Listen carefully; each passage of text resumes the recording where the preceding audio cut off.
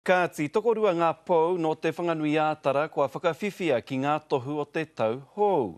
Kua rua rāua e whakatīnana nei ngā moimoia o ngā hapori Māori, huri no i te motu.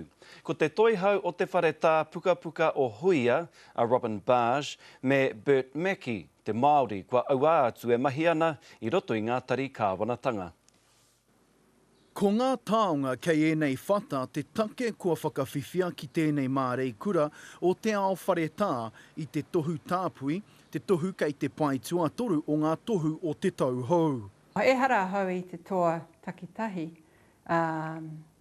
ko tēnei tohu mō ngā toa taki mano kei te ohorere ko te mea tuatahi, engari ina nei kei te hari koa mātou.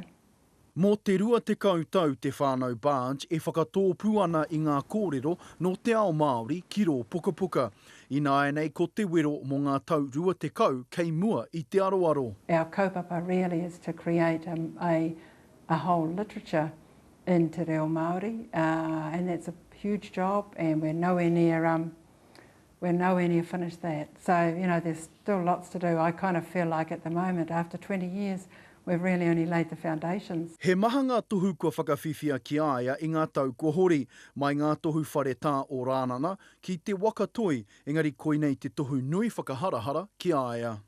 Ko tēnei e mihi ki o mātou tupuna, ki tōku whānau, whānui, ki tōku hapu o te arawa, ko Ngāti ki a Ngāti Tuara.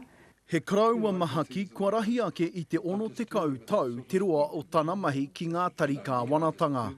Surprised and a bit shocked, to be quite frank.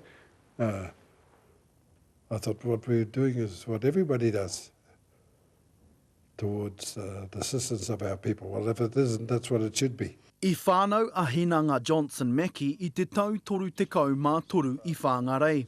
I te tau ono te kau, ka tīmata tana mahi tari kāwanatanga tuatahi mo te tari Māori.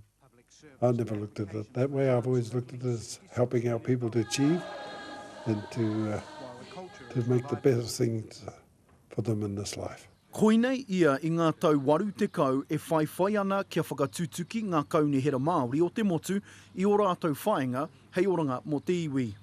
Yeah, I'm very proud for any gains that as a people we've made and advancement, particularly of our young people, how they've gone ahead and gained not only in New Zealand but throughout the world.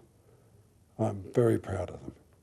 E hara tēnei kraua i te kumara, he oi kua roa ia e noho ana hei hāpai o mo te iwi Māori ki roto i ngā taumata o te kāwanatanga. Roihana Nuri, Te Karere.